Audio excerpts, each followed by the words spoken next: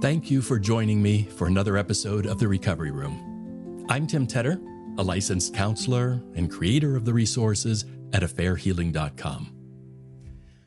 In this episode, we're going to step back and ask a big question. What is the truth about affair recovery? I suppose I've already tipped my hand a bit. After all, my website is called Affair Healing, and this podcast is called The Recovery Room. So you could probably guess that, yes, I believe people can heal from the wounds of infidelity. I think relationships can recover from affairs. And I've seen people, out of the worst circumstances of their lives, discover change that continues to shape and benefit them for a lifetime. But does everyone who commits to the hard work of recovery find peace, hope, and joy on the other side? The honest answer is no. So let me ask the question again. What is the truth about affair recovery? Because I'm bothered by some of the messages that emerge from the recovery space. You're not always told the truth. Since 2009, my passion has been to help wounded people heal. And I know we've been able to do that for many, like this woman. Thank you for your website and articles that I've read. They have helped me through the most isolated time in my life. Thank you. God bless. I'm so thankful for that. I'll put a link to some of our resources in the episode notes if you're interested. But I'm not here to sell you anything today. You're likely listening to this podcast because, in some way, your life has been affected by infidelity. What can you really expect? I'm not going to sugarcoat anything in this episode, so let's get real. Welcome to The Recovery Room, a podcast presented by affairhealing.com. In this healing place, in this healing place. What does affair recovery really look like? As we consider this, you'll hear from a number of different sources, including comments from people seeking affair recovery, parts of a conversation I had with our two other coaches last week, Jennifer and Sharon, and the result of a survey we conducted with site visitors a few months ago. I'll also share claims made by others who offer affair recovery resources or services. What should you expect if your marriage has been damaged by infidelity? Let's start by taking a look at two opinions on opposite sides of the issue. As in most cases, we'll find the truth somewhere in between the extremes.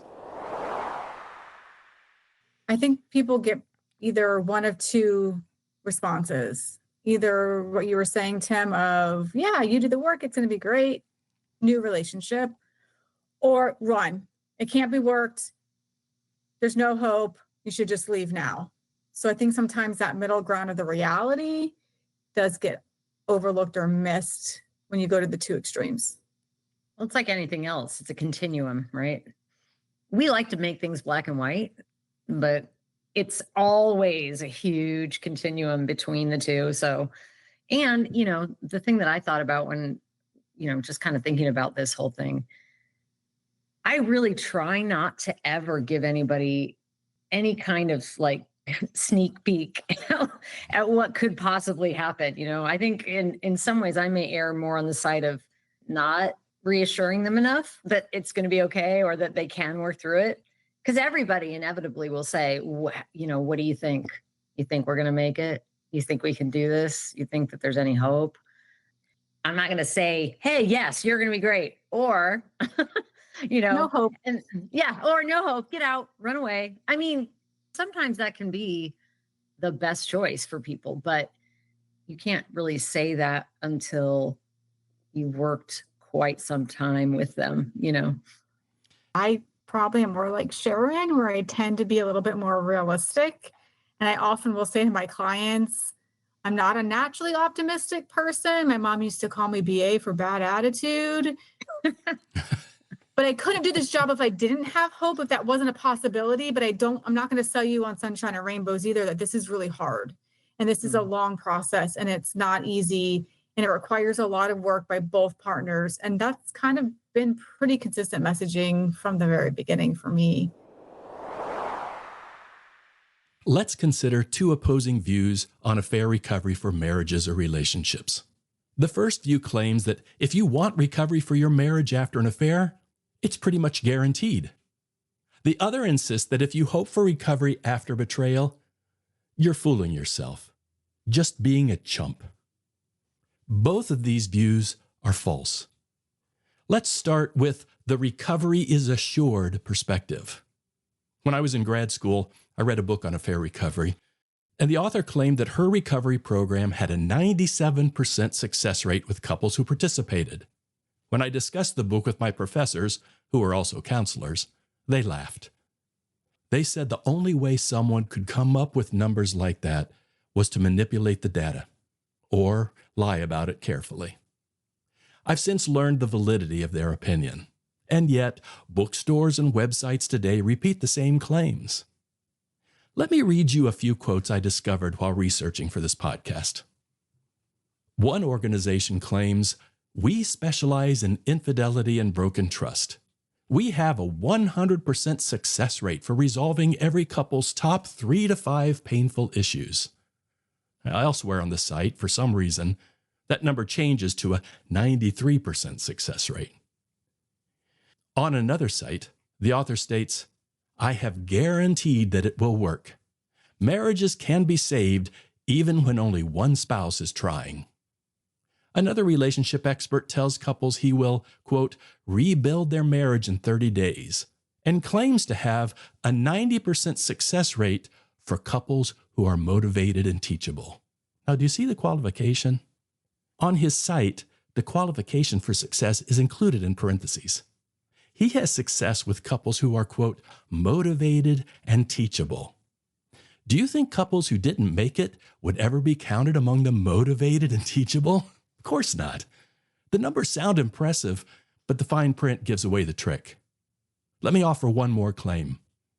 Any wife can single-handedly solve her marriage problems. You can make your marriage magical without him even knowing. I think magical is an appropriate description for that claim. Now, we'll talk more about these recovery is assured false claims later in the podcast, but let me take a look at the opposing point of view. Recovery is denied. This view proposes that infidelity destroys a marriage beyond repair, and anyone who pursues recovery is being foolish or being, quote, "a chump," as one popular author states. She describes successful reconciliation as a unicorn, something mythical she wants to believe in, but that is rarely seen. "I'm not here to help you save your marriage after infidelity," she writes. "I'm here to help you save your sanity and protect yourself." She expresses the belief that counselors, like me, are very aware of the fact that we can't do much to save a marriage, but we offer the service because it's our business. She writes, "Asking a marriage counselor if your marriage can be saved is like asking a barber if you need a haircut." Well, here's the problem. There are too many witnesses to the contrary. Out of all the ruin, there are many couples who not only manage to stay together, but have a different kind of marriage, one that is satisfying and secure for both of them and has been for many years. Now, that's true.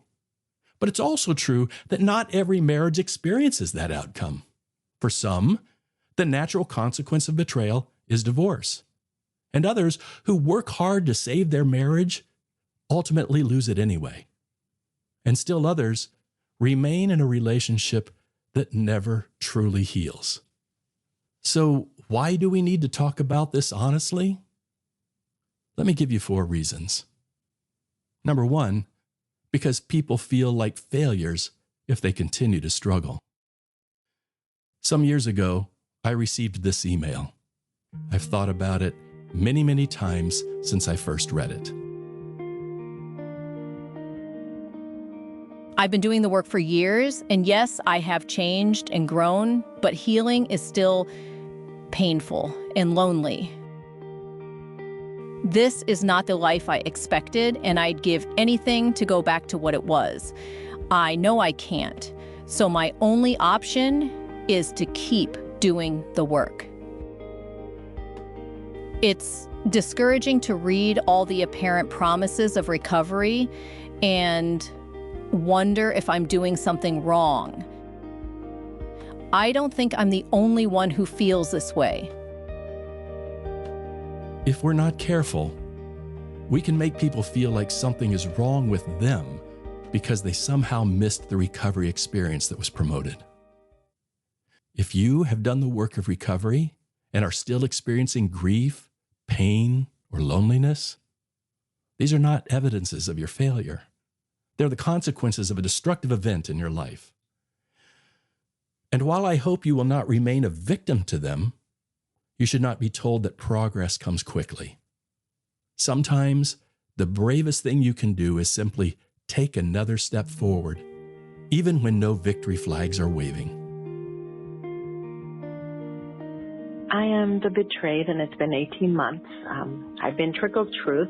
What I would like to do is continue to finish a 12-step program that I'm on for trauma healing. I am beginning to focus more on what I want, what I would love, who I am, instead of what he's doing and not doing. And I hope to be able to truly forgive him, whether or not he changes, but not necessarily come back to him if that's the case, and just to have that strength and just to heal on my own and be stronger. And I hope to continue on that road to my healing. Another reason to talk honestly about recovery is because healing is not a sprint, and the journey's not the same for everyone. Recently, a couple called me to inquire about my coaching services. They told me they were looking at options, and one consideration was spending thousands of dollars to spend 2 weeks with a husband and wife team who helped other couples in affair recovery. They were told that the 2-week program would cut months off of normal recovery work, a kind of speed ramp to success. Now, I know there can be value in intensives and retreats, but they're never a magical shortcut. And what helps one couple may not fit the next. Every situation is unique. Not every recovery works exactly the same way. Over the past 20 years, I've been personally connected to thousands of people who desperately want to heal. Some found their way to satisfying stability within a year or two. Many took longer. And some, it seems, will do the work for the rest of their lives. A third reason to have this conversation? Because supporters need to practice patience. If you have friends or family members working through affair recovery, don't push them past their pain. We see this happen frequently. Even friends and family members sometimes want to rush the process. They just want them to feel better, or they're tired of maybe listening to it, and they don't quite know how to show up for them. So it's more comfortable for the family and friends just for everything to be okay. And that's just not reality either. And so that puts the couple in a really bad place too. The pressure to get your house back in order can be pretty strong in other social spaces too. Some groups might be uncomfortable dealing with messy situations like this for too long, often because of their own insecurities. They may have little patience for struggles that take too long to resolve. Supporters need to understand that the work of affair recovery, if there is going to be genuine healing, is usually measured in years, not months or weeks. And finally, we need to talk honestly about affair recovery because caregivers need to offer realistic expectations for affair recovery outcomes. A few months ago, we posted a survey on affairhealing.com limiting participation to those who had faced infidelity at least 2 years prior and had sought professional help. When the survey asked, did your coach or counselor provide a realistic expectation of what your recovery would look like? 36% of the respondents indicated, no, they were too optimistic. My recovery has been harder than they said it would be. I was more surprised at the number of people who said their counselor was too optimistic. I really would have anticipated it being the other way around. But I mean, also, it's like, okay, so I guess this is splitting hairs, but optimistic and pessimistic I mean, would you really want a therapist that you walk in and they're like, "Ooh, yeah, no." True. That's true. Boy, you're really in for it. Just give up now. Fair. Oh, That's a fair point. Years ago, I spent a long weekend with a young couple reeling from the aftermath of the wife's affair. They were bright and thoughtful and were doing the hard work of recovery. I genuinely believed in their potential and got carried away in my optimism. I spoke about their future as though I could see it, painting a picture of their assured healing and renewal.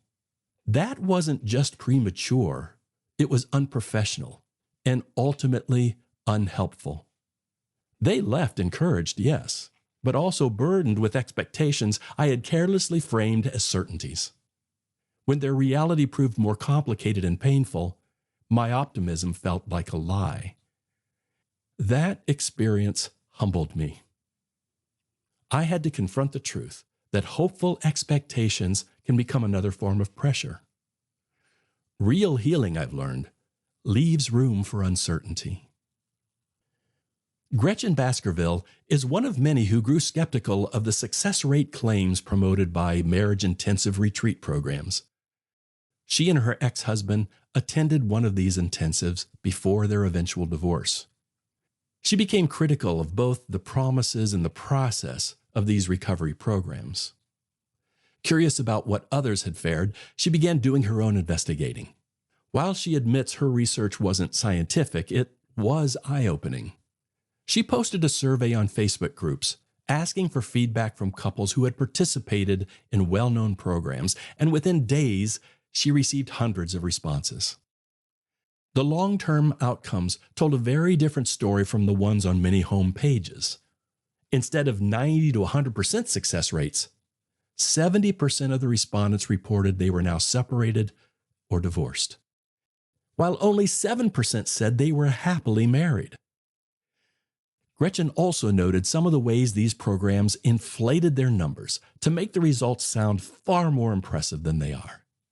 Her bottom line?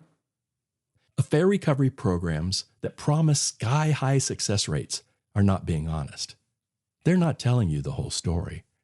They're trying to sell you something, and they know it. Back to our survey. When asked if they were better off or worse off after counseling, 18% reported doing worse than expected.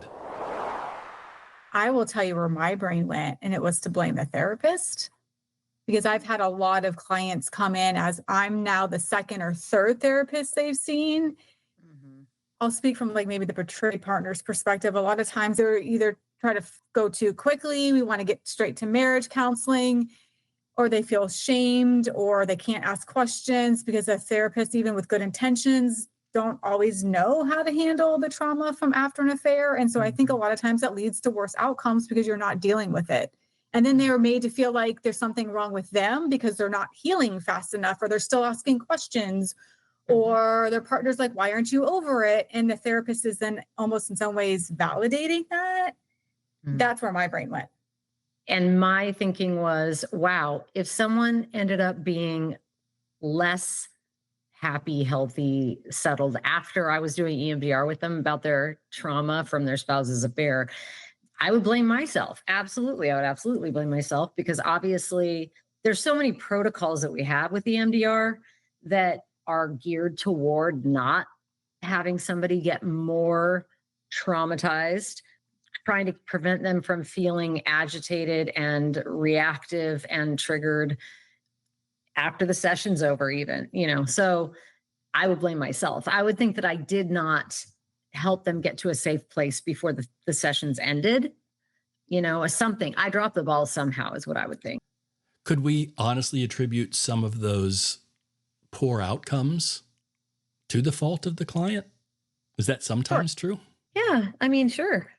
I obviously there's clients who are going to show up and not do the work and are there just to cross it off a list, and they're not going to have good outcomes, even if they're going to therapy, if they're not invested in the process. I also had a client share with me one time that therapy was hard because it was every time they go into therapy, and there would be maybe suggestions or directions, and then her spouse wouldn't follow through. Every time going to therapy was a reminder of all the things that should be happening that weren't. And it was harder and harder to continue to go to therapy, not because of the fault of necessarily the therapist, but it was like, okay, there was follow-up. How did this go? Did you try to work on the cycle? Did you deal with triggers? Blah, blah, blah. And the answer was no. So every session was just another evidence of their partner's lack of commitment to the process. Correct. And so the therapy itself became painful because it highlighted the lack, where in the day-to-day life, you can kind of ignore it. Yeah. Do you feel like that still would end up being helpful therapy because that person got to see more proof that their partner really wasn't engaged? And it's almost a directive to, okay, we're really seeing the heart of this person. And if this is impossible for them to do, even in a therapeutic setting, what does that tell me about the possibility of moving forward with this person in the marriage? Yeah, I think so. I think people can look at it from that perspective of, this is just information that my partner is giving me. If they can step out of the emotion and step out of like how painful that is. So look, this is just information. They're not willing to show up in the way that I need. And either I can accept that and move forward with them, or I can't. And then there's a decision that has to be made. I've put together some tools that might be helpful both to clients and counselors. For clients, I've created a guide for finding a qualified affair recovery counselor.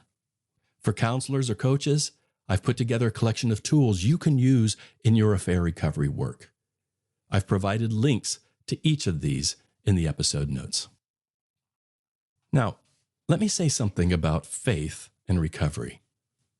On the positive side, I've seen countless examples of how a client's faith has both motivated and supported them in their healing. That has been of tremendous value in their recovery. But our team has also experienced unhealthy expectations from some of the churches our clients have been a part of. A pressure to stay in marriages that were still unhealthy. Pressure to forgive before they were ready. Pressure to declare things were, quote, fixed when they were still broken. Some churches, which should be a source of healing, cause additional damage. I was gonna along those lines say I've had, again, several clients come and say they met with a pastor or religious leader and were essentially told, well, they just need to forgive. And if they forgive, then everything will be better. And so if they're still angry and if they still have triggers, and that means they just haven't forgiven yet. And I would like to think most of those are coming from a well-intentioned place. It just ignores and skips over trauma. And it does, again, more harm than good if somebody begins to believe that now they are the problem because they're having these responses, versus validating, like, this is what happens when your brain's in trauma. So I've heard definitely a lot coming from that kind of from the religious community. We all come from backgrounds, religious backgrounds and faith backgrounds. So we get that. We're not trying to bash a perspective that brings faith into the mix. But this idea that, boy, if you're having problems, there's some sin in your life that you better get rid of. I mean, that is just a lie. I'm sorry. That's not honest. You don't have to be sorry. You don't have to say you're sorry about that. It's just the truth. Well, listen, my personal experience with that, I've talked about my first marriage he was unfaithful multiple times. We were very young and we were very plugged into a church. And I was about, I want to say 26, 27. So I was still a baby. We look back now and go, oh my gosh, I was so young. But we met, I remember this, there were two male pastors at our church that we were really plugged into, and they wanted to meet with me to discuss what I was doing with my marriage and they knew about the infidelities. And I was in a room alone, number one, in a room alone with two men. And they both sat across from me and just started telling me, you have bitterness, you have unforgiveness, you need to just, you're being petty. They even use that word. I needed to forgive him. And, this is the wife's duty and all this stuff. I mean, I can't even begin to list the problematic things about that. I was intimidated. I was, questioning everything about my faith. And I had a really strong faith. Like, it was not even a question. But that's exactly what happened. And what that does is it absolutely sets you up for guilt and shame. It's kind of equivalent to blaming the victim that we hear a lot about, because you're making it that person's fault, the one that was the recipient of this painful thing. You're saying it's your fault because it's so painful for you, essentially. And you just have to decide not to have it be painful. And that is just highly problematic. And unfortunately, I don't think that that was so unusual, that scenario. No. I think it's probably fairly common, which is very, very sad. Yeah, the faith community should be one that's actually more understanding and come around you. Mm-hmm. There's grace in our woundedness. Right. Yeah. Yes. I want you to know the truth about affair recovery, not to discourage you, but to be honest about what your journey toward healing might look like. To let you know there are no certain outcomes. There's hope, but it takes a lot of work and time. And there's no guaranteed outcome either. I tell that to my clients. No, you can't guarantee it. That's the thing. There's just such a broad variety of ways it could go. There is still value in seeking help from someone who is qualified. Although many in our survey expressed disappointment with their recovery experience, 86% still indicated they would recommend counseling to others. Even those who were disappointed in their eventual outcome benefited from the counseling or coaching they received. If you need help, find it. When I wrote about this topic in an online article, I presented the example of Amanda Gaylord, a paramedic. In April 2024, Amanda survived a catastrophic ambulance crash, sustaining over 100 broken bones. A year later, she ran a 5K, finishing at the very spot where her life nearly ended.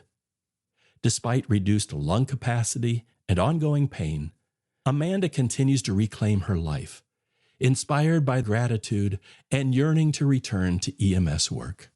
Her story, like many other tales of overcoming adversity, is inspiring. But is it a fairy tale ending? I doubt she would say that. She's had to adjust to permanent changes in her body. Titanium plates now make up the left side of her rib cage. 3 ribs on her right side were deformed, limiting her ability to raise or lower her arms. Her diaphragm was herniated in 2 places. Recovery means managing pain as much as making progress. And that is the real story of recovery.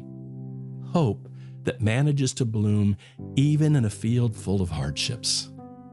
So let's keep telling stories of aspiration while acknowledging the ongoing presence of pain, struggle, difficulty. When the last page is read, maybe it won't be a fairy tale ending, but maybe it will be a really good story of survival.